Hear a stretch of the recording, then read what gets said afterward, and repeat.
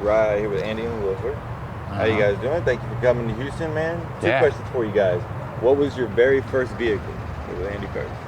My very first gig was vehicle. Oh, it was like a car. It was a '91. Oh, mine was a '91. VW Jetta. That was my fucking first car. Really? 1991 Volkswagen Jetta. What color? White. White. No. Oh, no. Mine was silver. Silver? I had a white one, and I bought it. It was like a lemon. My mom was like, we get a Subaru, because that's what my family had. They're like reliable. Have a good night, you guys. And it was like a complete lemon. It was like the second we bought it, it was in the shop. Mine was sitting on my in my uncle's driveway for like 6 years before he gave it to me.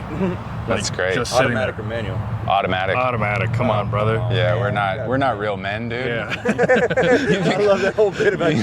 You think we'd be doing this right now? We'd be out fucking with whores if we had manual skills. That's what's up. Do they make Ferraris with No. automatic? Maybe. So you're saying all of those like sequential, like the hot blonde girls that drive a Ferrari know how to drive a stick? I don't think there's a lot of hot blonde women that know how to drive Ferraris. Those are the ones. I think there's like 5. That's who. That's what I imagine. Oh, just a girl driving a stick shift. Oh wow. Second question, guys. I know you guys got to get out of here. Who makes you laugh to the point where your stomach's hurt? Doubled over. Man, I really, every time I see Shane Gillis, that guy just amazes me. You talking about on stage? Stage and life, whatever. Don't matter. There's a guy that works for this moving company that we worked for, named Tremaine. He was pretty funny. Funniest guy. There's a lot of people that will never do stand-up that are funnier than any stand-up will ever be, and that's kind of nice, like about the internet, you know, like because like people just are funny and they don't have to go through show business to get there. But this guy Tremaine, he said you're gay if you don't cheat on your wife once a month. And he didn't laugh. He was like kind of serious. He was like, no, that's pretty gay if you don't. Yeah. Who you got? Oh, for me? Oh boy. I guess it would be, I hate that I'm saying this. It's my buddy Jeff Sheen. Jeff Sheen. I fucking hate that I have to admit that. He's great. He's a very funny comedian. But you can't put this one out there. Yeah, don't put that. Don't ever let him see that. How about you bleep his name when you put this? We'll do that. I'll do it for you. Yeah. That's what's up. Well, thank you for being here. Thanks, guys. Appreciate you guys. Yeah, appreciate it. Hey, with Billy, just crushed your set, bro. 2 questions for you, big dog. What you got, man? What was your very first vehicle? 1990 Ford Probe. Tinted windows that I tinted myself from AutoZone. Put my own CD player in. Hell yeah. You got Jamming Juvenile's 400 Degrees album straight from the Circuit City music section. And the person that I laughed the most at, I got the most comedy influence from, my birthday twin, which is also tatted on my arm, Richard Pryor. Bro. Richard Pryor and I were born December 1st. Yeah. Oh, fucking. Oh, there we go. I feel you, dog. I got Pryor tattooed on me too. Robin Williams and the Joker. Hell yeah. They represent 3 parts. All 3 of them equally dark. One represents the introspective part of comedy. The other represents the spontaneous part of comedy. And the other presents the villain that we all must become to maintain our sanity. That's fucking beautiful. That's dope. If you're not willing to be a villain to maintain your sanity, then you deserve to be fucking crazy. Because you aren't willing to save yourself. Remember, Batman will save you, right? Will sacrifice you to save the city, right? But the Joker will sacrifice the city to save you. Fuck yeah. That's the quote right there. Think about it. The hero is willing to sacrifice you to save the city. The villain will sacrifice the city to save you. We must be all willing to sacrifice the city to save ourselves. It's our responsibility. And most people aren't ready to be that person. No. Fucking A, man. Appreciate you, Billy. Thank you for the time, dog. Is he taking up 2/3 of the 2/3 bill? Good, guys. Yeah, great set tonight at the Riot, man. Thanks. 2 questions for you. What was your first vehicle, if you ever owned one? Okay. My first car, bought it from my brother, a Volkswagen Polo, 98. Wow. I gave him €400, which is what? About $800? It's about $28,000. No, it was 400. I gave him €400, and then you know what? I never even gave it to him. He just said, "Oh yeah, give me the 400." But he was like, Yeah. No, it was because he's my older brother and he was moving to Australia, and he was like, "I don't care, just give my younger brother this $400 car." That rules. Yeah, that was my first car. You? My first car was a hand-me-down. It was a 1996 Jaguar XJ6. What? Yeah. That's a dope car. I know, it was awesome. It got run over by a monster truck like 6 months after I got it. Oh shit. In the parking lot at my school. But yeah, it was awesome. Really? Yeah, because I got pulled over in it going 128 and a 65. It was a great car. And what? You just parked it and then So, no, someone drove that truck over so one I day? was backed into a like in The spot. Simpsons. We're leaving football practice in the morning, and we would all go get breakfast before class. So I'm backed into a spot. It's got this long fucking nose on it. So I inch out into the middle, and I see my buddy who's got an F350 with like an 18-inch lift kit, 40-inch tires, road armor on the front. And he's just plowing along down the middle of it, and his road armor hooked under my wheel well, bounced me off the Audi next to me, and sent my hood ornament flying like 200 yards. Oh my God. Yeah. So that was my first car, short-lived. It's still a badass car to have. Yeah. The first one. Yeah, that shit ruled. Second question, guys. Who makes you laugh? To the point where like your stomach's hurting, you doubled over. I would say, I'd say female comedians. That's what gets me going. Female comedians, the best. What's funnier than that? Nothing. You stole my answer. I know. It's incredible. Cook. Yeah, just all those funny women out there. They always get me going. You? Probably say something like men. Ugh, sorry, pig. Sean and Marley, they're two gentlemen with Down syndrome, and they have a cooking show called Get Down with Sean and Marley. And that, boy, howdy is it good. One time they tried sparkling water. It's the funniest thing I've ever seen. So, yeah, They were like, it's spicy. And they don't expect it. Sean is a level 1 with Down syndrome, so he can't really do much more than say words and smile. But Marley is a level 2. So Sean kind of is this looks an to Marley. official scientific levels, or No, you're just judging? You're eyeballing, are you? Yeah. This is not a documented. No, you're just going. The levels are how I rate them too. Those aren't even a thing. What level are you? I'm a level 4. The final level. Yeah. The final boss. I ate the first 3 levels. Yeah. I ate the extra chromosome, so you can't tell in the face, but Yeah. Still got the big dumb. That's fucking hilarious. Thank you All guys right. for being here. Thank you. Hey, thanks, So, appreciate guys. it. Like, share, subscribe. Yeah. Yeah, you can hold it on if you want to. Hold it down. my ass. Alright, come here, because I am going to miss you, man. Drew Holloway, going to San Marcos. Chicken Joe Clark. Miss you, Staying here. Ain't gonna go nowhere. Fuck, bro. What was your first vehicle? First vehicle was a 2007 Toyota Highlander hybrid. I got it from my dad, and it had like 250,000 miles on it. Oh, fuck yeah. That thing fucking exploded. How did you explode it? I was coming back from fucking. I used to work at the Children's Museum, and I was coming back. I took the turn off the Scarsdale exit off 45. Wait a minute, was that the story they just said out there? No. Oh, okay. Put it up on 2 wheels? A different time I put it up. I hit the turn. It was so late at night, and I smashed into some just like concrete that was like just in the middle of the road. Is what I told insurance. It was probably the curb. Jesus. I blew my 2 right side tires and fucking rolled the car into a fucking like a Best Buy parking lot. I rolled it twice into that parking lot, and I got out. And then I opened up the trunk because I was gonna change the tire and go on home. And I open up the thing, I get the spare tire out. I'm pulling it out. I get around to change the tire. I just see this fucking hood just.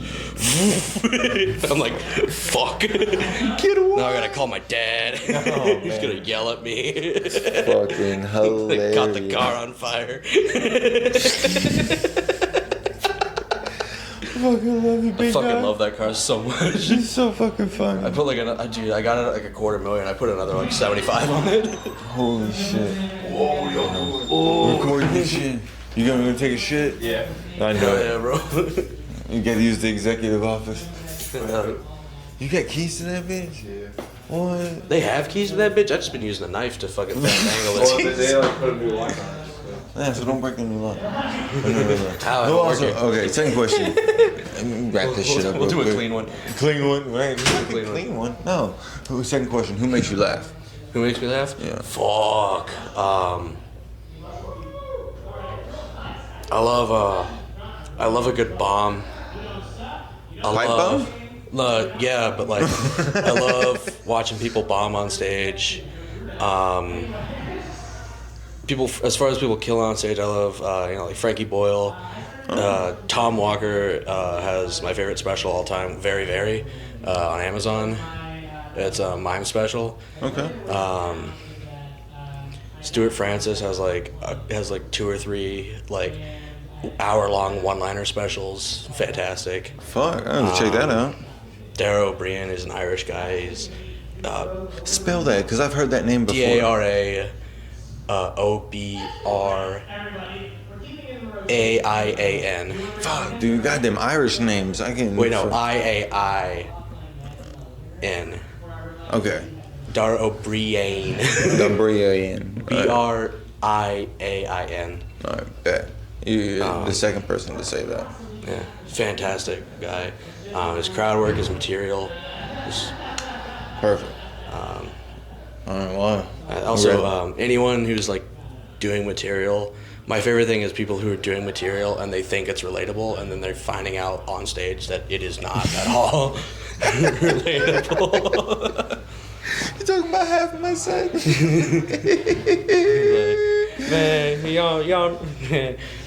Man, y'all remember when your mom would like tuck you in a bed and kind of grab your pee-pee a little bit? What? And was like, no. And he's like, just wait, you. what? Shit. Hang on. I got some shit I gotta work out. Fuck. Yeah, man. Fuck it, Adrian. I'm gonna miss you, big dog. Appreciate you for coming out. Thank you for doing this. Anytime. Check. Joey Z, Hey. the host of the famous fucking Glow Show. We touring doing the it. ground. Second time I've seen the Glow Show here in Houston, Texas. I got 2 questions for you, big dog. What's up? What was your first vehicle, if you've ever owned a vehicle? My first vehicle that I drove was a 90, I think it was a 96 Eagle Talon. Whoa! Yeah, it was what the Mitsubishi Eclipse eventually became.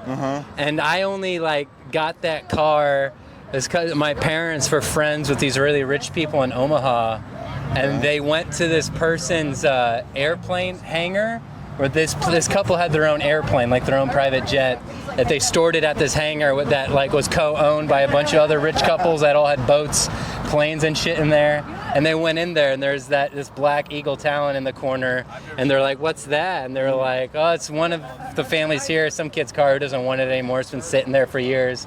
And my parents were like, "Our son's just about to get his learner's permit," and they're like, "Hey, and they're like, "Yeah, he's about to get his own, or get his learner's permit, and we're gonna get him his own car. Can you have that one?" And pulled the trigger on it. It was pretty stupid because it was a fast car, and I was young and I was dumb, and I raced that thing and went faster than I should have. But I feel like that's being young. I didn't get any accidents or hit nobody or any DUIs, thank God, or anything. But it was a fun car to whip around, my first one, because it had nitro in it, and it was fucking whoosh, and it was. I would race people, and I didn't know anything about racing. And they were like, "Joey wants to race, whatever." And then I would pull up in that car, and they were like, "What the hell?" You said it was black, which makes it even that much better, because all the ones that I can remember were the two-tone, red and black, and it just looked so fucking shitty to me, in my opinion. No, but I ain't never even heard of it until I saw it and they're like, "This is your new car." I'm like, "Eagle Talon." I'm like, "What's an Eagle Talon?" It didn't last long. Don't worry about it. Yeah. Second But it was question. me. Who makes you laugh to the point where your stomach's hurting, you're doubled over? Who you got? Who makes me laugh the hardest? Man.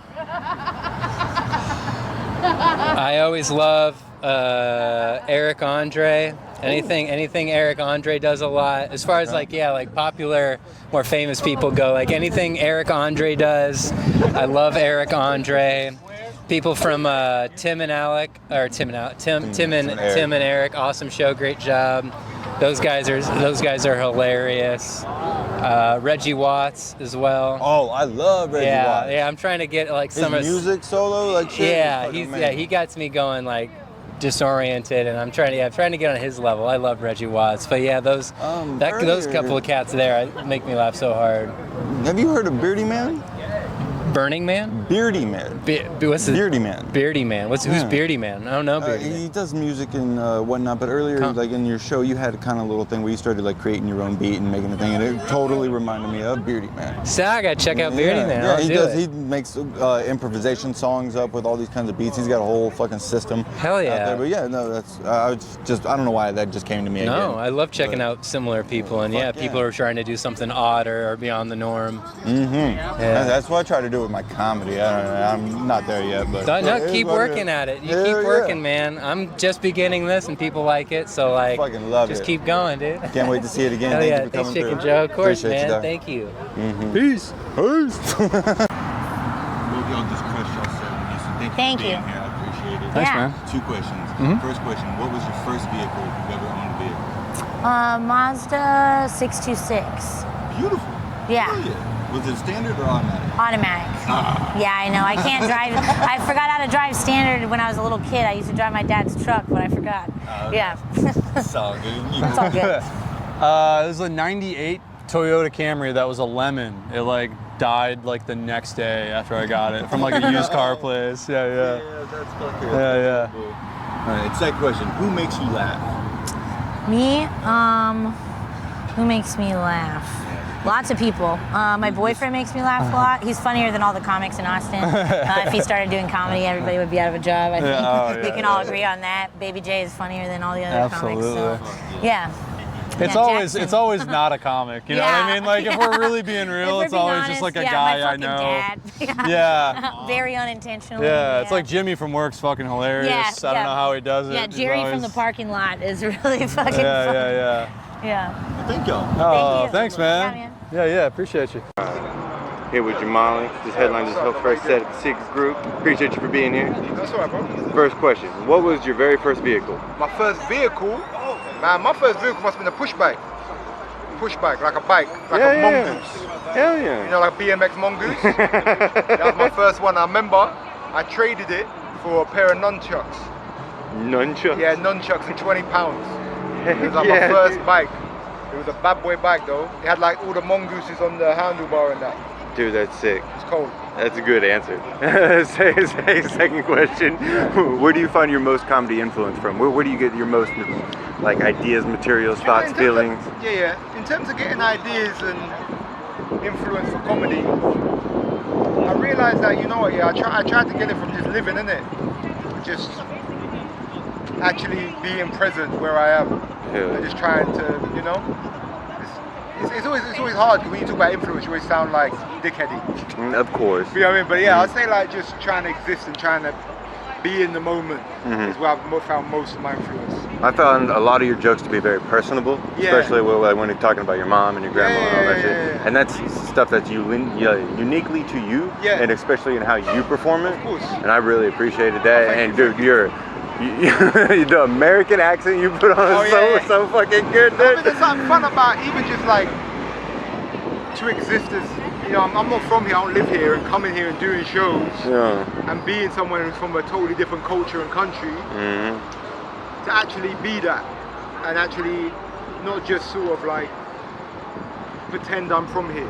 Exactly. You know what I mean? Lie and be like, yeah, I'm from here and I understand. Like, a lot of stuff's like being confused about not being from here. You know what I mean? Exactly. For sure. I appreciate you, big dog. Thank you. Bro. Thanks for having me. All right, here with Max. Appreciate you for your set here. Thank you for being here. First question, what was your very first vehicle? A skateboard. Skateboard. Yeah, for sure. It was a Nash Ripper. It was pink. And yellow wheels, like plastic wheels, dog shit. Dog shit. Everything. I remember being like pissed because it wasn't what the older kids had on my block that got me the skateboarding. Yeah, that was the first one that got me everywhere. That was That's a great answer too, man. That's what's up. Where do you find your most comedy influence, or where do you get your most inspiration from? I grew up in like a house full of women cousins that always lived in. They would watch Def Jam religiously, like Russell Simmons' Def Jam comedy. So it's like Bernie Mac, I Ain't Scared of You, like that whole thing would just play. So good. And this is like old before internet, so you couldn't just play it back. There's no way to do it. But it'd be on at night, and then I don't know, a lot of the influence just my friends, like people that, like the old stuff, obviously the stuff, but then also seeing like what my friends creating stuff. Like, that was cool. Yeah. Heck yeah, I appreciate you for being here. Thank you. Appreciate you, man. Thanks for having me. Nice Yes, to meet sir. you tonight, for sure. All right, man, you just crushed your set here at the Houston group. Appreciate you for coming by. 2 questions. What was your first vehicle, if you've ever owned a vehicle? It was a 1994 Mustang. What? That's fucking dope. G6? It was a V8. Oh, yeah, it wasn't a GT, so it was a, I got it for $2,500. Oh, dope. Yeah, it was advertised as $2,500. We showed up, it had a sticker that said 5,000. And my dad used to be a car dealer, and he said, you have to give it to us for $2,500 or else we'll report you. Yeah. And they gave it to us for $2,500. Fuck yeah. Hell yeah. What ended up happening to it? I was 16 years old and didn't understand cars, and my dad didn't teach me, and I never changed the oil, and it just died. Oh, shit. The engine block cracked. It was awful. I literally cried. I cried. That's how attached I was to that car. I cried like it was a dog. Oh, I'm so sorry. Fucked up. Man, and second question, who makes you laugh to the point where like your stomach's hurt, you're doubled over crying? Let's see, there's a guy based out of Atlanta right now called Mandel. Okay. He's the funniest thing I've ever seen. He's doing this whole character right now on Instagram that he calls RMD. Check out Mandel. It's Mansandal, but Mandal. And then, let's see, I also like Joe List, Shankulos. Of course. Every time. Yeah. Super nice. Love the dude. Yeah. Hell yeah. Well, I appreciate you. Thank you for having me coming to Thank Houston. you, man. Appreciate you. Yeah. So I did fucking For the Culture show. All black show. I had to do it in a fucking ski mask like Patrick did the other week. And one of the questions he asked was what was a rapper that was like Grammy nominated or whatever, and Little fucking Wayne. But nobody could name the album that it was on. It was the Carter 3. Yeah. That was my first guess. Bro, so me and fucking Cornelius are sitting in the fucking back. We know all the fucking answers to the questions. This fucking audience don't know shit. Yeah. You know what? It's that's funny. That's a testament to what, like I was saying earlier, what we have to go through. You being in the back, answer this shit, but you want to people not know that bullshit, you just fucking see that. That's called the work that we have to do. We have to put in more work. It doesn't seem fair. That's because it's not fair. That's why we're the best, because we have to get over that bullshit, bro. We gotta bury our ego. We gotta bury our ego. It's a nice shit sandwich. It's like a fucking fat cat's belly. We're the ones putting honey mustard on our shit sandwich. Cheers to that. Fuck yeah. I am here. Look, Jamal Hall, attorney at law. Jamal Hall, attorney at law. Right here, baby. Yeah, just had a fucking great set, and I want to ask you 2 questions. Who makes you laugh to the point where like your stomach's hurting, you're doubled over, crying, drink spilling? I mean, we talking about in general or comics? My friends, my family, my friends, the people that are around me, the people that I'm like my most self with, just being themselves, like making me laugh, I'm making them laugh, like that shit, like the original pure potion of what made, like, you need to be on stage with me, like, I'm taking it from the primordial news that is like my background, my family, my friends. It's my core, it's my foundation, everyone who makes me laugh. Yeah, my family and friends. My mom is my best writing partner. That's so funny. You're not the only person that's I love said this. Like my mom and my sister and all my cousins, like my family, dude. They're the ones who really put that in my head, be like, that person that you are when you're shooting the shit with us, they told me straight, like, stop trying to be funny on stage. I see you trying. These people don't know, they think that's you, but no, we know who you are. Stop trying. Just that constructive criticism. I was like, I don't know, they're just player hating. I don't know. Yeah. Just player hating. They're just player hating. No, but they were right. They were right. It was just like, just be comfortable. And that's why I tell new comics, it's like, dude, don't try to be, what do they call it, grandiose or like just over the top. Just focus on being able to explain yourself and your story first. And then you'll be able to talk about all the big ideas you have. Just be that person. That's what I tell everyone. It's like, we're all that funny friend that everyone said, you should do this, you should do that. So let's be the person that they see, not the idea that we have in our head of what they see. Because that dude's a douchebag. That's some fucking profound wisdom right there. And that's just the truth, Daddy. That's the truth, Daddy. That's fucking funny as shit. Second question. What was your first vehicle? You know, I'm a car dude. I fucking love cars. My first vehicle, 2012, so it might have been like I graduated high school in 2013, so it was around, might have been a 2011 or 2012 Toyota Corolla, you know. Yeah, I got to it. So it was like I graduated high school June, May, like last week of May, first week of June, you know what I mean? So it's like, crashed my car, crashed my Toyota Corolla Wednesday. Thursday, I got arrested. Saturday, I walked the stage at Toyota Center to get my diploma. And Monday, I got my job at Guitar Center where I met my best friend, Patrick Eady. Yeah, that's fucking awesome. So it was a Toyota Corolla. Yeah. And it wasn't my fault. My lawyer got me off. Yeah, dog, come on now. And got me off the case now. Yeah, it's Toyota Corolla. And no, actually, no, I stand by those kinds of cars. Like I had one Jeep for a very long time, and that's when I really learned that like just the Chrysler company, American cars, like they're very unreliable and blah blah blah. Like bro, it was like 20. Every car is unreliable. Yeah, well, especially American cars, especially the Chrysler company, because I was driving a 2004 Jeep Grand Cherokee. I love you, Janet, R.I.P. But that was a 2004 that I was rocking in like 2013, 2014. That bitch was way past due. It was like one of those people that I sparked, just kill me. I fucking drive. So I stand by Nissan. I fucking love Nissan. I got a Nissan Kicks. That shit be kicking me through. Yeah, I love it. That's what's up. Don't shit on old cars. I have a 1970. Well, it's about how you take care of them, yeah. It's about how you take care of them. Like, I just always assume that no one does.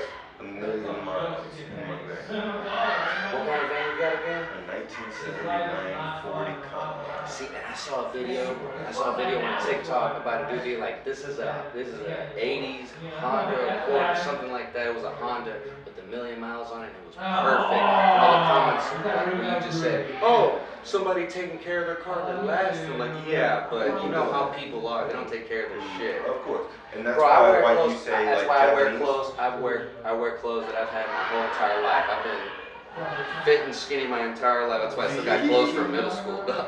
That's fucking funny as fuck. I think I got this shirt in 2007. But like you were talking about with fucking cars, Japanese cars are very fucking forgiving. Like they don't. But I hear, like, I've seen you can totally. I see those TikTok videos of like the repairmen, the repairmen, and like the people who work at shops. At the end of the day, it's always a Toyota. And you know what I mean? I got the cousin of Toyota, the Nissan, and then like, you know, like, bro. Yeah. No bullshit. The other day, Marlo fucking called me because he had some fucking problem with his fucking car. Motherfucker shows up to my house with no belt on his fucking motor. He had been driving like that. I had a belt fall off on my Jeep Cherokee, and that was the end of that motherfucker, bro. It's fucking crazy. What was it? Shelby Morgan. She used to work at, shout out Shelby Morgan, great comedian. She used to work at O'Reilly's and be like, well, like those Japanese cars, Nissans and Toyotas and Hondas, when you see there, I'm like, yeah, because those are the ones that people can fix themselves and not have to take to the shop. You know what I mean? That's why. Yeah. Every old car, you can basically. But also every old car, but especially like it's very easy for the newer brand. Like again, you're talking to like a moron that doesn't know anything about cars. The most I can do is change my oil and change my tire. And most people can't even change the tire. I can change my oil, and I know every. I know most than any idiot can do. Three people at once said which one. Hold on, you want to touch it? Hold on, we're talking about some good shit. Go ahead. Megan Bailey left. That's the magic. That's a pass here. Right here with the hilarious Keisha Hunt. She just killed the set at the home run dugout. Thank you, man. 2 questions. Okay. What was your very first vehicle? My very first vehicle, Yeah. Chevrolet Cavalier convertible. Oh. Yes, Chevrolet Cavalier convertible, all white, 2-door. But I never opened the door because I thought I was Dukes of Hazzard, so I hopped in that motherfucker, kept the top down. I learned my lesson when it rained because I didn't have leather seats. That's gonna stink after a while. Yeah, it was funky, and I had to get the vinyl covered, and I learned my lesson with it. But it was a fun car. Fuck yeah. Second V8. question. Oh yeah, baby. Second question. Okay. Who makes you laugh? Who makes me laugh? At the point where your stomach's hurting. Yeah, Because so you do it for all of us, so who makes you laugh? Martin Lawrence. Hell yeah. I love, it's so many, but that was the first one that come to mind. Martin Lawrence, like I don't care what he in, from Life to his network series. I don't care what he in. Eddie Murphy and Martin Lawrence, you got me. I'ma like cry laughing. Oh like yeah. they make my stomach hurt laughing. That's what I don't we're care, looking for. nothing to lose, Blue Street, The Martin Show, like any of those. Officer, I got your pizza. Like that shit go crazy. Tengo el gato en mis pantalones. You got a cat in your pants? So that's because I really, that's who I grew up watching, and that's who I wanted to be like, and I still do. I still like want a sitcom, and I'm basing it off of how Martin had his. So Martin Lawrence for sure. Alright. Appreciate you. Thank you. And we are rolling. Thank you for doing this, Mr. Kevin James Thornton. Alright. 2 questions for you. First question. Does my body look weird? I'm not slumped. I'm just have like above the chest. You're good. First question. What was your very first vehicle? My dad bought me a 1976 Toyota Corolla, and he spray painted it silver. It was a falling apart car. And this is like 1988. So he bought it for $250. He spray painted it silver. And I drove the shit out of that thing. And also, there was this pizza place called Showbiz that had skee ball, and you could win little stupid prizes with tickets. And I filled the back seat with like little plastic dinosaurs and stuff from Showbiz Pizza. That's what's up. And second question. Who makes you laugh? I'm gonna pick Quinn right here.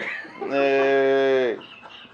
I spend a lot of time with Quinn and driving around to cities in the car.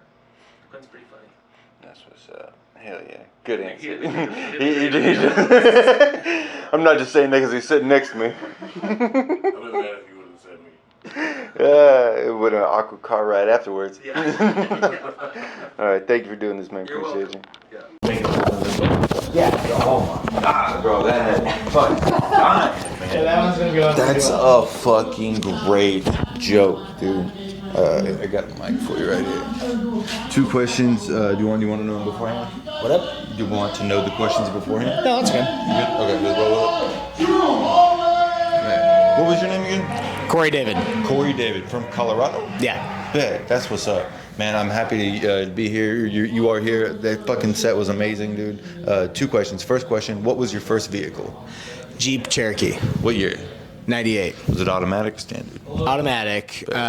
Jeeps were just like really cool with my friend group, and I wanted to have something I could go off-roading with, even though I never did anything to make it an off-road vehicle. I just drove a stock Jeep into the woods and into ditches, and it broke eventually. Heck, man, that's what's up. That's every comic story, damn near. The bitch caught fire, man. I don't know what happened. Oh yeah, you're 16. Run the thing into the ground. I fucking love hearing them though. I'm a fucking huge car fan. I don't know if you know we're called Clutch City. No. Yeah, Houston's known as Clutch City, and it's because we have the most manual drivers per capita of any other fucking city in. What a weird stat. It's so fucking weird. That's an odd stat. It's the an odd most stat. manual drivers per capita. It's just like it's like such a gear nerd thing to know. Well, that is why we are called Clutch City. Everybody thinks it's for other fucking reasons, dealing with sports, but that ain't it. Second question: who makes you laugh? Who makes me Your laugh? stomach's like hurting. You're doubled over. Dude, honestly, my brothers and my dad. So when we all get together, it's this weird dynamic where if you have each of us separately, like if it's just two of us hanging out together, it's fun, it's fine, but there's this weird like magic that comes together when it's I have two brothers, and when all three of us and my dad are hanging out together, it's the biggest laughs that I have. And I think part of that is because my dad is a funny guy, but he's not usually a funny guy. My dad's great at dad humor. He's a great tagger. So my little brother and I can get rolling. And then my older brother's like the more conservative one out of the three of us. So he's not used to making jokes all the time. So that's his opportunity to get in on the action. So then once the three of us are rolling, my dad will just like hit it with a zinger that is only appropriate for that moment, and then we're all just howling. That's awesome. That's like a whole like comedy machine family, especially when you're all like together, getting shit together. That's dope. I have the same situation. I have three brothers and three sisters, but it's the opposite for me. My sisters are the funny ones. Like they're fucking hilarious. Yeah. I mean, I've heard this before. The funniest person that you know isn't a comic. Yeah. Oh, absolutely. You know, it's usually somebody that just like contextually, situationally, they are just dynamite. Hell yeah. Well, thank you for being here. Thank you for doing the show. Thank you for doing thanks this. for having me. Appreciate it. For sure. All right.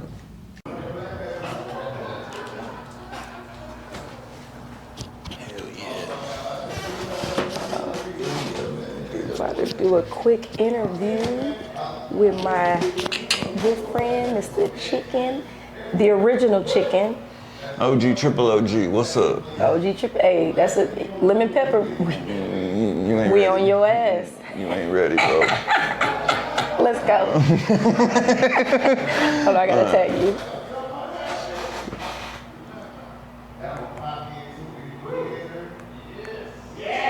He gonna see it because he watched my story. He ain't watch my shit. Unblock that motherfucker. All right, what's up, everybody? I am here with my Women Crush Wednesday every goddamn fucking Wednesday. The Let's go. hilarious Lotto Marie. Thank you What's so up, baby? much. You almost wanted to say MC I Lotto. did, but I corrected myself because I know it's what you're going by and that's your name and that's what you do and that's who Hey, you are. And I ain't listen. trying to step on nobody's toes, fuck around, do some shit like that. But anyway, we ain't here about that. Yeah. I got two questions for you. First question, what was your first vehicle? Ooh, okay. So my first vehicle was a Toyota Camry. It was burgundy in color. It was a 4-door. It did not have tinted windows, so everybody could see me in that hole. But listen, I had tinted windows installed. Now, the younger people probably don't know anything about this now. The tinted windows, when you get them installed, them motherfuckers kind of ruffle up at the bottom a little bit after some.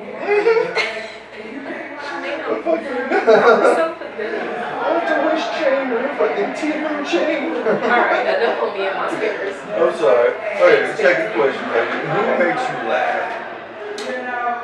Ooh, you know what I want to say? One of the funniest people to me, kids. I know, yeah, that's random and weird, but kids are so funny to me. They really are. Yeah.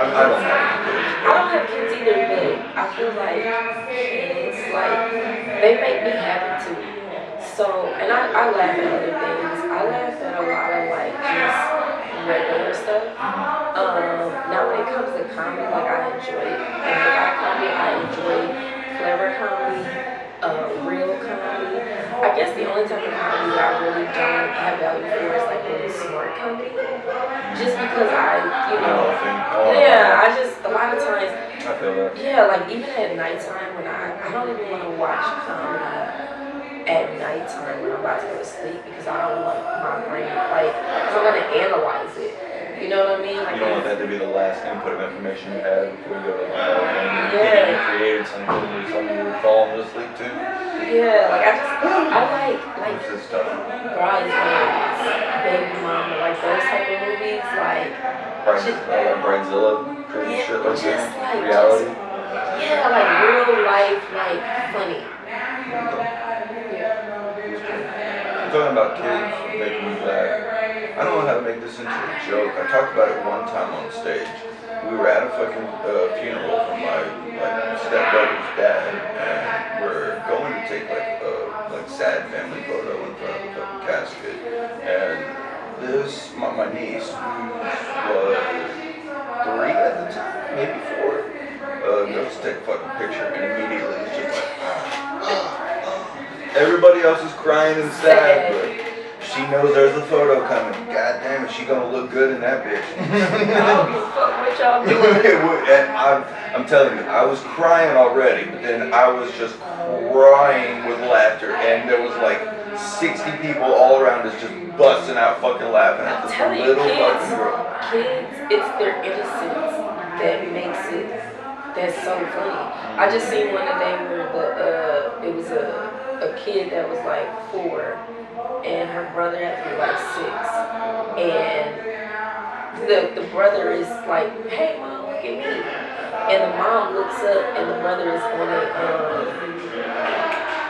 on a swing, and he's with it head first, and he's swinging like this, and the mom's like, oh, good job, that's so good, you know, and the daughter is like, mom, good job, he's not doing anything. He's like, she's like, that's not gymnastics. And it was just so, she was being so serious. And it's just, that's good shit. Yeah, that's, man. It's like their innocence.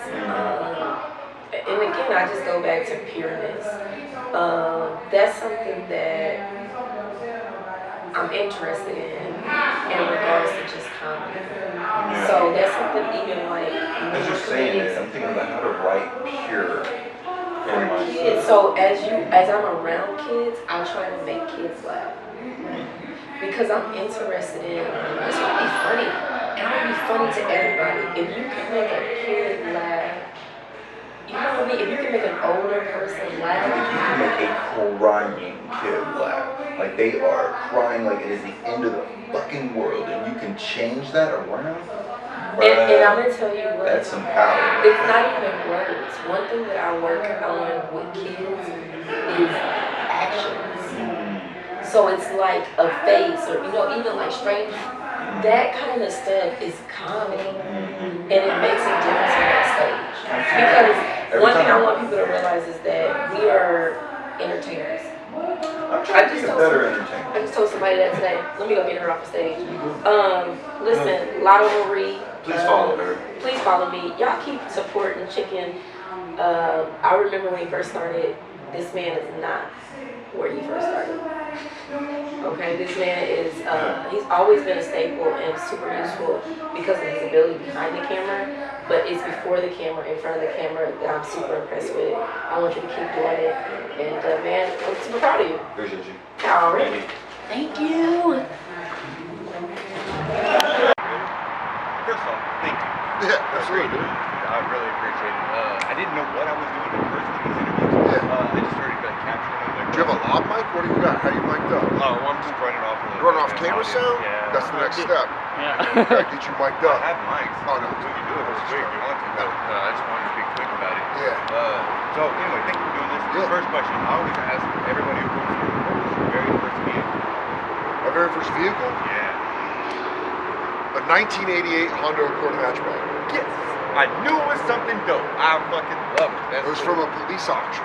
My mom's friend, who was a mechanic, got me. It was standard. Standard. It was a piece of shit. It broke down. It broke down a lot. But it's a Honda. Yeah.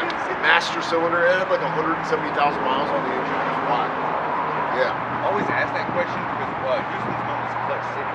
Okay. And everybody always thinks it's sports. It's not. We have the most manual drivers per capita of any other city, any other state in the United States. Fuck yeah, Houston, good for you. That's the widest fucking freeway in America. No bullshit. Really? 22 lanes across at its widest point. 34 if you include the medians and sidewalks. That's insane. Right? So that's why we're called Clutch City. Okay. Nothing having to do with sports.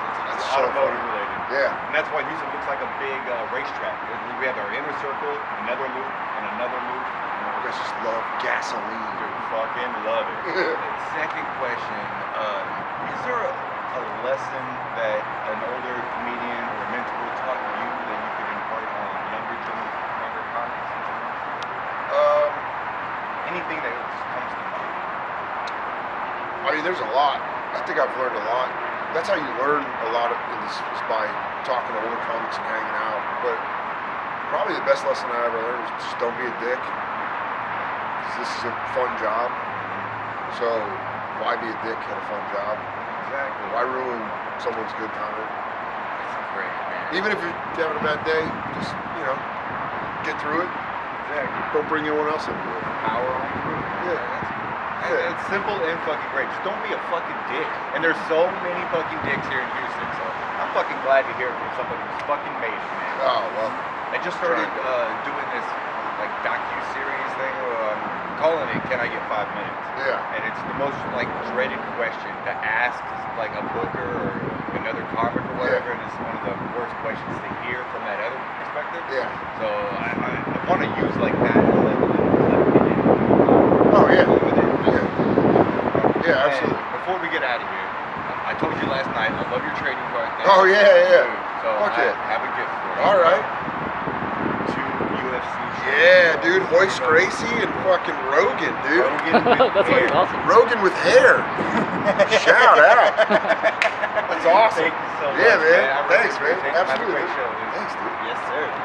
Fuck yeah. With hair. With hair. And do you have any UFC cards? Or like No, okay. And those are actual like tops official cards. I'm gonna get Rogan this night. Oh, Yeah. Hell yeah, dude. Yes, sir. Hope to see you on the road. Yeah. He comes out to our open mics every now and then when he's feeling like working on stuff. Hell yeah, that's what's up. Working on stuff. He's been doing the same shit since. Dude, I know, right? What the That straw joke. I can't tell you. Your role is Bill Clinton. Man, it's so funny. We'll be back up. Yeah. We are road. Tyler, last name? Arsenault. Arson. Yeah, Cajun as fuck. Cajun as fuck. It's like the road Boudreaux out here. 100%. Yeah. All right. I already explained to you everything in the background. So first question, selfish question for me. All right. What was your very first vehicle? My very first beer? Vehicle Was a Nissan Maxima, 2000 Nissan Maxima. Yeah. Okay. Yeah. What color? It was white. White. How long did you have it? What ended up happening to it? I had it for about 4 years. So I got it my sophomore year. I replaced it sometime early college just to get a new car. Yeah, I just replaced it, traded it in. Nothing bad happened to it. I did wreck it immediately when I got it, though. Within the first week of getting my license, I wrecked my car. Dude, there's always something to everybody's first car. Yeah. That's hilarious. I asked that because Houston's known as Clutch City. Have you ever heard of Clutch City? No. I didn't know that. That was like one of our city nicknames. We've had it for a long time. Everybody thinks it's because of sports or something like that, and it's not. It's because of cars. Oh, okay. Houston has the most manual drivers per capita of any That makes other sense. city, any other Is there a big street racing scene here? Huge. So There's an event called Texas 2K, and then whatever year it is, the last 2 digits of the year, and motherfuckers from all over the world come here. That's awesome. That's awesome. I ended up at one point getting what was my dream car at the time, which was a 2007 Subaru STI blue.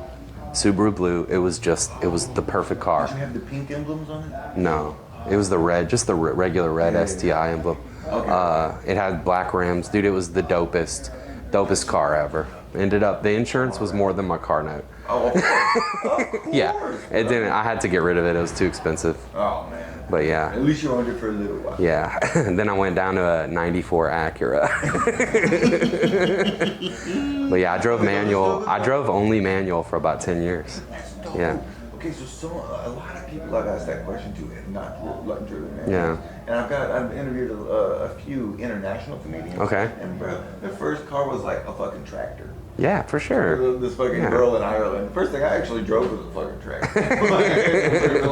So I know about clutches. Or there was this Russian guy. He had a Skoda, which I really fucking love. It's like a little Nissan 240. Okay. Those 240s are dope. I love them. But okay, so that's my selfish question. Oh, yeah. And that's why I asked that. Second question should be about comedy. So I want to know is there a piece of advice that an older comic or mentor that has helped you along your path given you that really stuck with you and resonated like in you? Yeah, absolutely. What would it be? Yeah, absolutely. The biggest one, I think, is don't compare yourself to your contemporaries.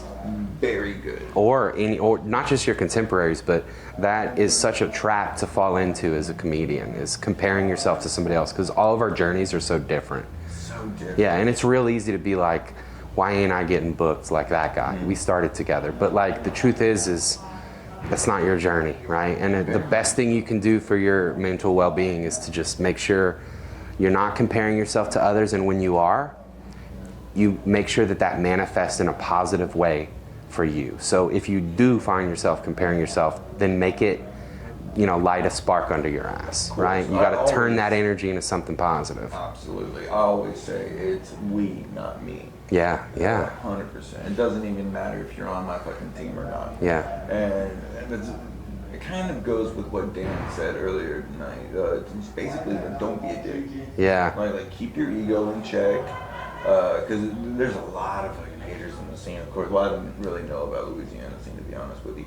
But comedy as a whole. Absolutely, yeah. And we all have the same goal, but the goal's not defined for everybody. Yeah. We all want to just get famous and work, and I think essentially get paid for being ourselves. Yeah, that's the goal for me, is to not have to work for someone else. 100%. If I can figure that part out, everything else is extra. To be honest with you, I probably wouldn't be as far as I am if I didn't have a camera. Yeah? And I wasn't like really trying to like push to like try and do certain things. Yeah, you need that outlet, man. Well, not just for me, for other people. Yeah, that's awesome. Other people want 4K quality of their fucking video, Yeah. not whatever the fuck we're rocking here. No, I know. I pay for the videos here sometimes. I know how bad they are. The fucked up thing is that I worked here. Yeah, so why not? Why can't they just up it a little bit? Get a camera. It's all good. No shade at all. Yeah. Might seem like it, but there's none. Yeah, right.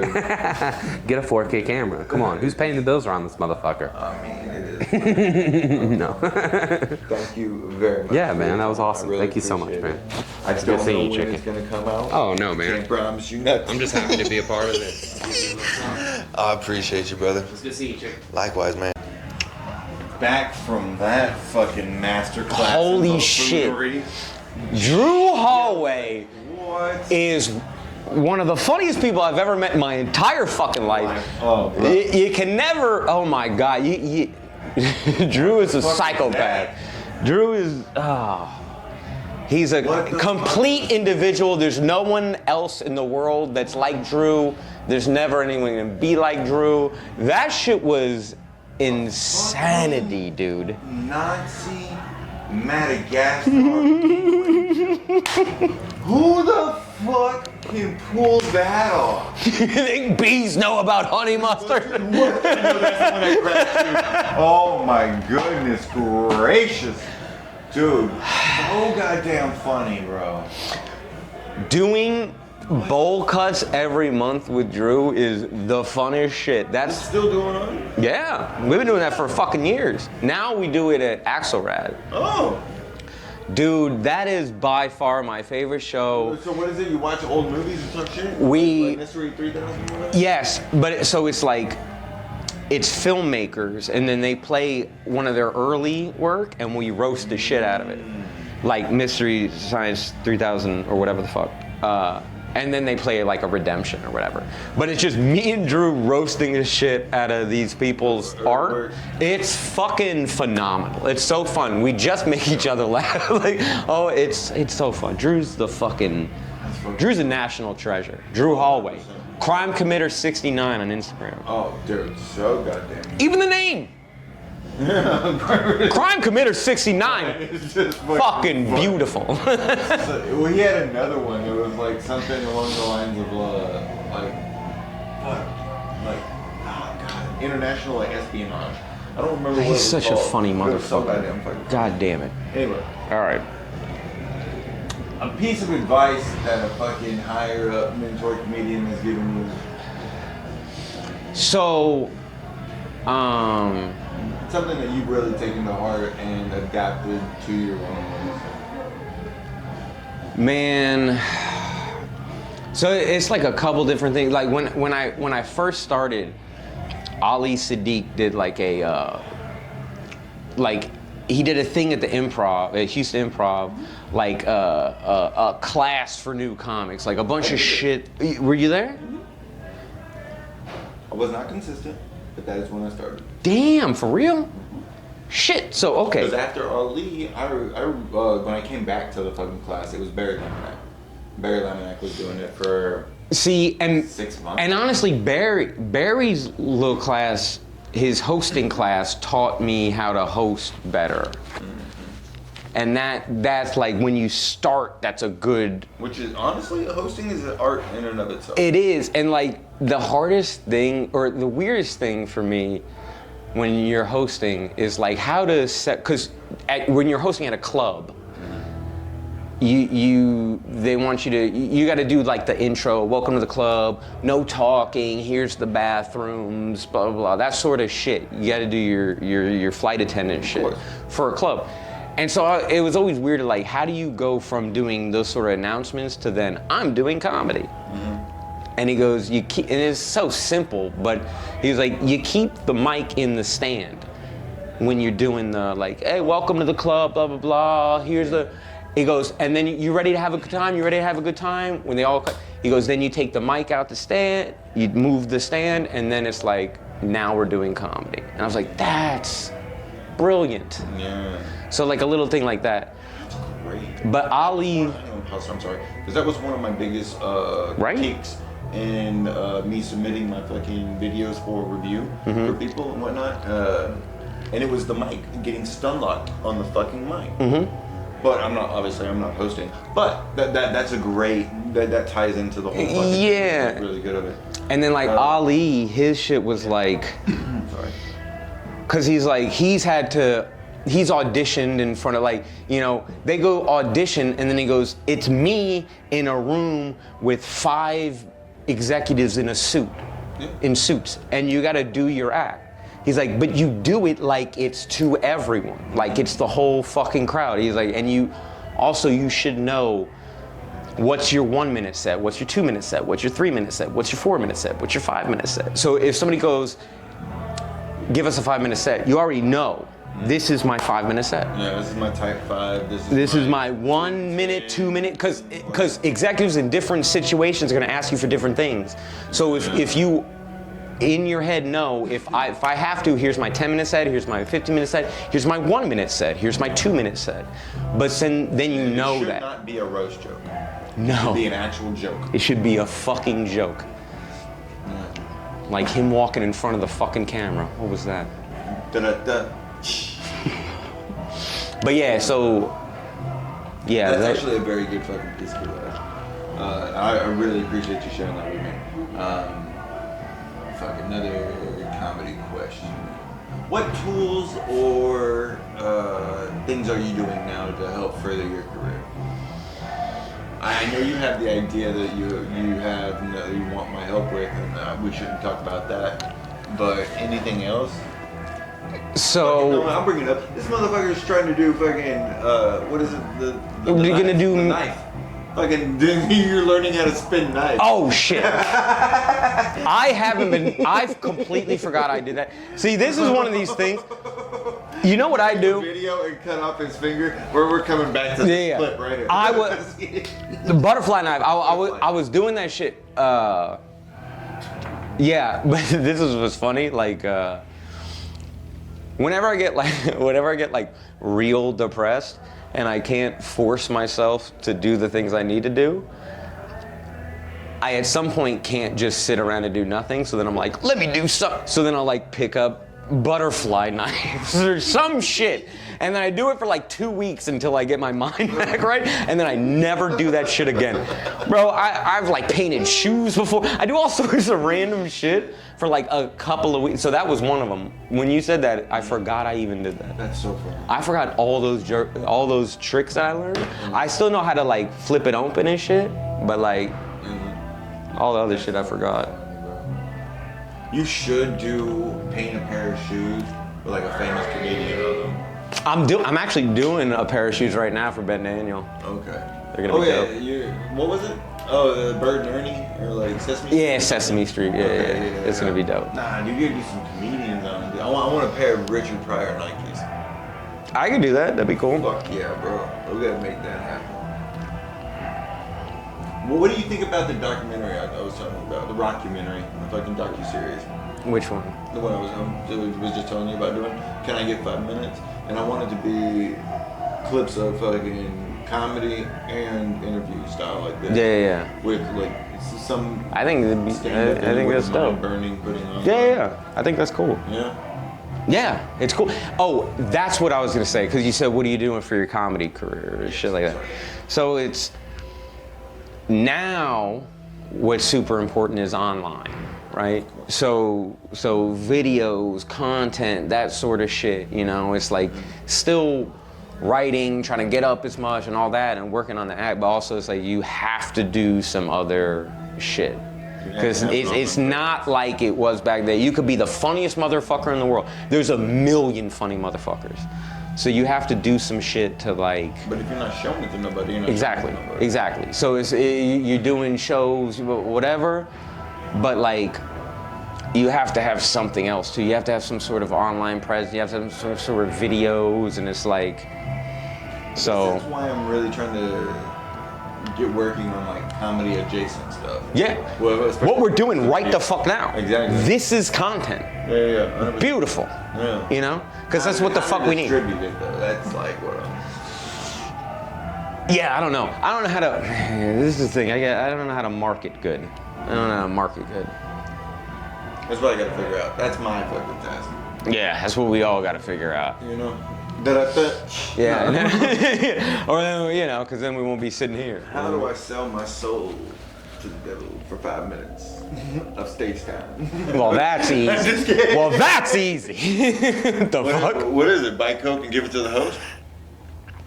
Just do whatever silly shit. Oh, okay. You ain't gotta sell your soul. That was not the answer. Oh yeah, of course I don't have to sell my soul. All I have to do is sign up on a fucking list and go up and do comedy. But you gotta do it for fucking 10 years before you get anything. Oh, yeah. So like every other profession. So like every other profession. Of course, 100%. You have to have what is it? Say 10,000 hours? I'm saying it's like that's what. It's harder to picture for like a creative job like this, but this is what people do every day in their careers. They were an intern and then they worked low wages until they were. So that makes sense, but it's like when it's creative, it's like, oh, it's crazy, you know? It's like, no, it's the same shit. So it's like you just work, you build up over the years. And something happens or something doesn't. I was talking with my brother about this the other day. He was saying that the common denominator between fucking Kanye and like Pharrell and a bunch of other like people that have made it was Travis Scott was that they're all fucking delusional. And I said that it's only delusional if it doesn't work. If you do not succeed, then yes, it's delusional. But if you fucking knew it all along, and you made something happen, then it's not fucking delusional. Well, and again, it's just like. No, it's delusional. Okay, there's lots of people that for years work at a fucking profession and then they get fired.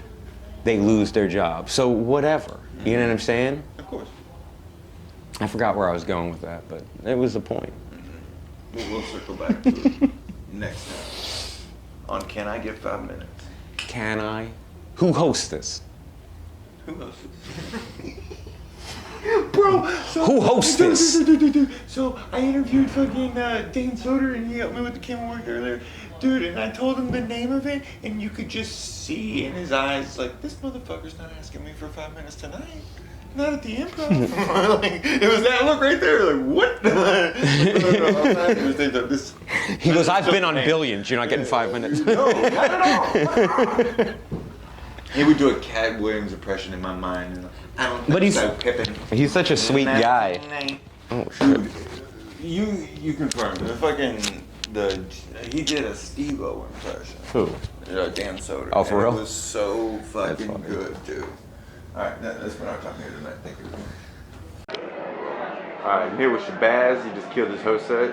I'm happy to see you back from LA, my dog. Man, pleasure, brother. Always good to see you. 2 questions, my man. Yes, sir. What was your very first vehicle? My very first car was a 1990 Dodge Shadow. If you never seen a Dodge Shadow, please look it up. And bro, it had like the sunroof, I used to always have the sunroof open, but at the same time, I didn't have no radio. So like a boom box. This when CDs and stuff was popping. I had a little boom box on the back seat. It was sexy. Like so, I be driving down. They think I got the 6x9s. I got a whole speaker in the back with eight double A batteries. It was some wild shit. But that was my baby. That's about when it's comedy take off, and it is. I'm buying that car. Might not be the exact same one. I'm giving it a Dodge Shadow. Yes, sir. Yeah. Yes, sir. Second question. Yes, Who sir. makes you laugh? Who make me laugh? Honestly, brother, my grandmother. And because old people, they get to that age where they don't give a fuck about nothing or nobody or people's feelings, my grandmother makes me laugh, bro. Because she will talk about you in front of your face. She don't care what you got going on, how you feel. She don't give a fuck about mental health. Because back then they didn't do mental health. If you sick, bitch, go to work. Like they didn't care about no me day. My grandmother, that's my baby too. I like you, baby. You ever see this, Granny? You're my favorite. Yes, sir. Hell yeah. I appreciate you, big dog. Hey, Thank you, man. Always. Super. Right. And start like this. Hey, I am here with international sensation that is Ismo. Ismo, thank you for agreeing to do this short interview. Yeah. Killer fucking weekend, sold out shows, absolutely fucking hilarious, dude. I don't want to take up too much of your time. First question, what was your very first vehicle? Ooh, my first vehicle. A tricycle. A tricycle? Yeah. Well, when I was a kid, I had like a moped. Mm-hmm. Like that was fun. But then the first car I owned was an Audi. An Audi? Yeah. Hell yeah. That's Yeah, what's but up. then I've had BMW since. That's it? Yeah, I like Beamers. Heck. Yes. The way you said it is funny. Beamer? Beamer. Beamer. Oh, I fucking love that, dude. Second question. In your comedy career, what is the what is your most proudest accomplishment in comedy so far? Well, one of the highlights, like soon after I moved here, was to get to do Conan and the clip going like super viral. Joke about ass. That was like that's over 100 million views. So that's crazy. That's definitely like that's out there. And then opening for Fluffy at the Dodger Stadium for 45,000 people. That was pretty crazy. That's gotta be insane. And then like just like how my followers grew like in the past 2-3 years, it went from like under 100K. Now it's like over 1 million on Instagram and Facebook, and so those are like something very to be proud about. Yeah, those are like and then like of course like lots of great shows like this one this year, and so yeah, but and then in Finland I do comedy in Finnish, and I started so there I'd like I've done lots of TV shows and stuff in Finland, so but Finland is small, but it's nice. Of course. That's so dope. Like I said, I don't want to take up too much time. Yeah. Thank you very much, man. Thank Appreciate you. you. Thanks, folks. Take it easy. Yeah. Peace. Sorry for the timing. Nah, you're good. I feel like the casting couch, nigga. That's what it looked like, right? Nigga. Bro, what's up, Cam? Dude, killer fucking show, big dog. Thank you. First question, what was your very first vehicle? It was a 2014 Honda Elantra. Hyundai Elantra. Hyundai Elantra? Yeah, I crashed that bitch. Oh, man. I told her that motherfucker. Well, how? We fucked up driving? I seen the bit I knew in traffic, and I looked over to say something to her, and I looked back, and then I just ran into everybody in front of me. It was bad.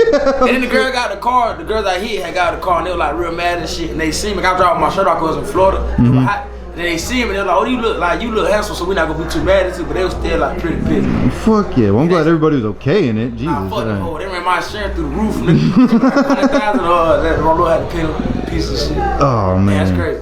I just thought about that for the first time in a long time. Fuck yeah. Well, I ask everybody their first car because we're known as Clutch City in Houston. Yeah. And it's because we have the most manual drivers per capita of any other city, any other state in the United States. That's why we have Clutch City. It's not because of sports, it's not because of anything else. It's cars. Dang, you know what I mean? that's hard. Hell yeah. Second question. Yeah. Is there a piece of advice that an older mentor comedian has given you that really resonated or stuck with you? Yeah, man. Shit, a lot of people give me good advice. I'm not talking to Joe Rogan one time, and he told me, he asked me like how everything feel, like everything going like so fast and shit. I like everything good. He's like, do you think about it? And I was like, yeah, all the time. He was like, don't think about it, just let it just happen. Just kind of just keep being like, you know what I'm saying? But then the best advice I probably got from somebody, probably from my father, where he told me when I first started, like, just stay like right in the middle, like don't get too high, don't get too low on yourself, just like stay even keel and everything will work itself out. So that's probably the best thing I probably heard. That's a great advice, dude. There's 52 weeks in a year. If you could be top 52, like comedian, and you have one of those weeks, you're fucking golden, dude. 100%. You know, there's only 52 weeks in a year. You just got to be top 52 to get one of them weeks. Real shit. That's it. I can't do math good, but it sounds great. That's what I'm talking about. It sounds fine, Can I bump in? Yes, sir, Mr. Cam. It feel like a casting couch. Casting couch. That's what it feels like. That's what Dick supposed to be jumping out. I'm just saying, shit feels strange. Mr. Cam, how do you feel about the Houston landscape, the audience? This shit was the best. Oh, the best. This shit was fire, man. You heard this is coming from an inebriated host by the name of A.D. Hall. This nigga crushed it, man. My nigga. Don't let them know. That shit was fun. Keep it a secret. Don't say shit about it. Don't say shit about it. Roll with me though. That's all you gotta do. We outside. We coming slowly but surely. Other than that, nigga, they waiting. They nothing. They ready to rip your clothes off. That's what it was. That's the best way to do it. It's the best way. All right. Whenever you're ready, I am ready. Okay, well, let's do it. No. Right. Ready? Yes, sir. Let's do it. All right. We are in the building with the absolute legend of an assassin, the boss of all bosses, the captain of this caravan, Bruce, my man. Thank What's up, you my so brother? much for agreeing to do this. I appreciate you so much. No problem. 2 questions. First All right. question, what was your very first vehicle? I know you're a Buick guy, but was a Buick your first one? No, very first vehicle was a 73 Cutlass Supreme. Bought it from a waitress at a restaurant I was working at, man. I was 14. I couldn't even put the car in my name. I had to put it in my mama's name. You know what I'm saying? But it was fast, it was quick. And it was rusted to death. Look at, but it will run out there on that highway. And that was my first car, man. A 73 Cutlass Supreme. Heck yeah. I know you have dang near every Buick from 61 to 79. So Yeah, I got a 63 Riviera, I got a 69 Riviera, I got a 70 Riviera, I got a 68 Deuce and a quarter, I got a 68 Skylark convertible, 68 Skylark hardtop, 65 Skylark convertible. I got a 70 Wildcat convertible. You have a Great National too, right? Yeah, I got it. Yeah, all my cars are showroom. I know it. They showroom. I can't wait to be at that level. You best believe I'm gonna be giving Jay Leno a run for his money. Jay Leno is the man. Is the man. And second question, you've given so much advice when it comes to comedy, just dropping acres of diamonds everywhere. I want to ask you, is there a piece of advice you can give me for writing material that is darker in nature, but you want to like say it on stage? Well, I just say, I do right where I write. I don't write it down. I go on stage and do it. Yeah. So just go on stage and do it. And when you do it, listen to the response to the people. Listen to how they respond. If they laugh soft, if they laugh hard, or if they laugh medium. Listen to it, and then you know how to take your voice up or down, or change your voice. You know, because we can be like, hey man, it's 2 white dudes on the corner. You know, that ain't funny. But I say, it's 2 white dudes, Southern on. You know, hey, we standing there, and the son of a gun run the red light, and we sitting right there in the corner. Could have got hit. You know. So when you bring that character in there, it makes the joke funny. So people, one thing about comedians, they got to understand it's your character, your delivery, and your timing. And the only way you're going to get that is be on stage. You got to be on stage. Absolutely. And when you're on stage, listen to the crowd. Listen to how they respond. Because a lot of jokes don't die. You can just keep adding on. And every potential one-liner joke is 15, 20 minutes worth of material if you stretch it and you do it right. That's right. Man, I can't thank you enough for being here, having a killer weekend. Bruce is going to be, 22nd through the 24th, he'll be in Richmond, Virginia at the Funny Bone? Next week I'll be at the Funny Bone. Funny Bone, check him out. It's called Short Pump. Short Pump. It's an area they call Short Pump, and it's in Richmond, Virginia. Why do they call it Short Pump? Because I think it was a lot of, the area was farms. Oh. It was a bunch of farms, so somebody sold 650 million acres and they made a city out of it, so it's called Short Pump. That's where they pump all the milk and the cows, you know, stuff like that. Yeah, that's funny. Yeah. So, the reason why I asked you the question about the car is because Houston's known as Clutch City. Do you know why we're called Clutch City? No, why? Because we have the most manual drivers per capita of any other city, any other state in the United States. So they use the clutch. I got a Skylark. It's a 68 Skylark. It's a GS, and it's a 4-speed. We put a 6-speed in it. Heck yeah. Yeah. That's what's up. Hell yeah. I always say, Houston's just crazy for traffic. I don't know if you know this. It is. The Katy Freeway, right out there, the freeway we're right next to, 22 lanes across. That's the widest freeway in North America. Yeah. I'm just a car dude. We can talk about all this all day, man. I appreciate you. Thank you, Thanks brother. so much. All right. And also, December 13th through the 15th, you'll be in Denver, Colorado. Check Denver, them out there. the weed capital of the world. Yes, sir. Houston's about to be there, though. So we're going to give you a run for your money. Thank you, bro. Absolutely. Thank you, man. Appreciate you so much, sincerely. All right. Be safe. Fresh off the fucking stage with Canada sweetheart Julie Kim. Hello. Hi. Thank you for doing this. Thank you for agreeing to do this. I appreciate you so much. I don't want to take up too much of your time, so a couple questions. First question, what was your very first vehicle? First vehicle that was just my own was a used, very used BMW 318. Yeah. Two-door. I really liked it. It ended up being a bit of a lemon, but it was fun. Unfortunately, it's the fault of BMWs. It's all good. Was it silver? It was silver! Yes! Weren't most of them silver back then? I guess. I feel like it was popular. Comedy. But, okay, well, that's really dope. Second question.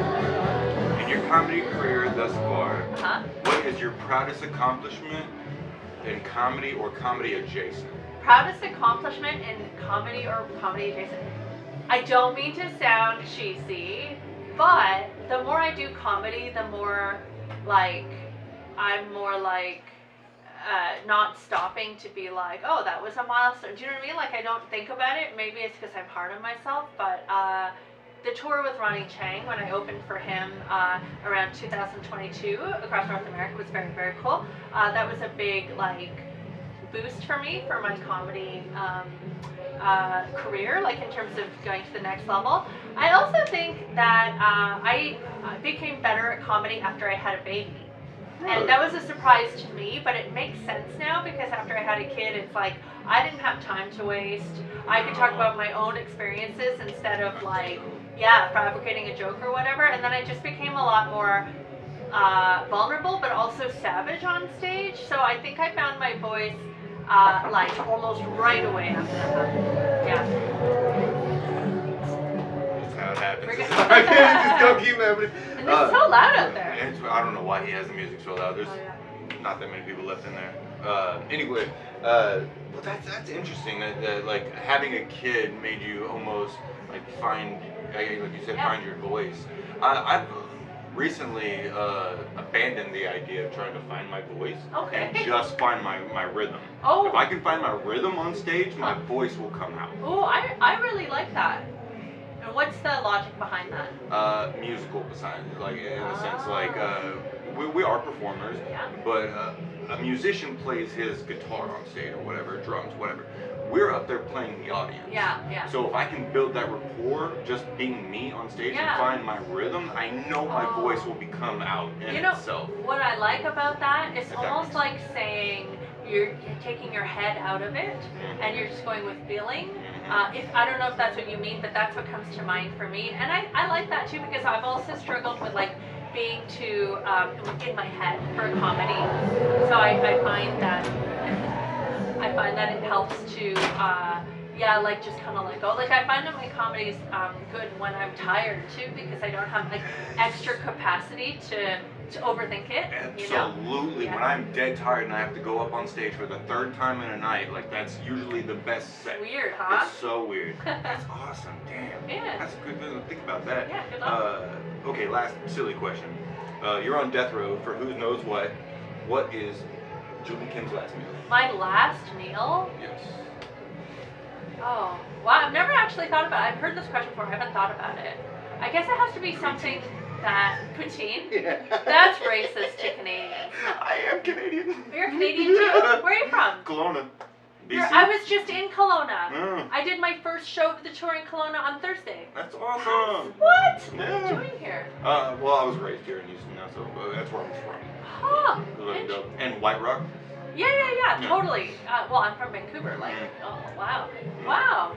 Last meal. You know what? I always try to get like maximal benefit, so I'm now thinking, what would I get that tastes amazing at the time, but hurts later because I wouldn't have to deal with the hurts later. Do you know what I mean? Oh my God. Like something spicy, like when I eat really, really spicy Korean food, I love it in the moment, but the next day is like not good news on the toilet. So maybe to game the system, I would choose something like that. Okay. Just you know what? I think I would just choose something that makes me happy. So probably something like a really good like lasagna or mac and cheese, like That's something what I'm really talking about. indulgent. What's that? That's what I'm talking about. Some kind of like Italian food. Yeah. I want Olive Garden's endless soup and salad. Oh, I could yeah. just live forever. But on death row, would you choose that, or would you go straight That's to the pasta? joke. It's Yeah. death row with last meal, endless soup and salad. Oh, I just get to live forever.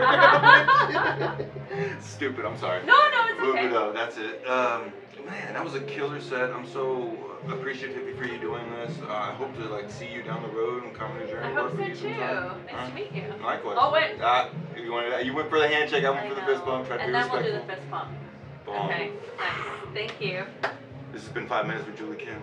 Thank you so much. Thank you. Appreciate it. I think I recognized you while you were on stage. What? Like by a bit. Did you ever do a bit about like a woman getting lost and only having her Facebook photos? Oh my God, that's such an old joke. I fucking love that joke. That's that joke such is an old so joke. goddamn I don't even know good. if it's on the internet anymore. Like I don't remember putting it up there. That's so fun. That's awesome. Last question. Last meal. You're on death row for who knows what. What is your final meal you get to have? It's either two things, tacos or gumbo. Gumbo. Tacos or gumbo, and then you can go and strap me in. I'm ready to go. Oh, that's so dope. Oh my gosh, thank you so much, Lunell. I appreciate And follow it. me on Instagram at Lunell at LUENELL for more entertainment.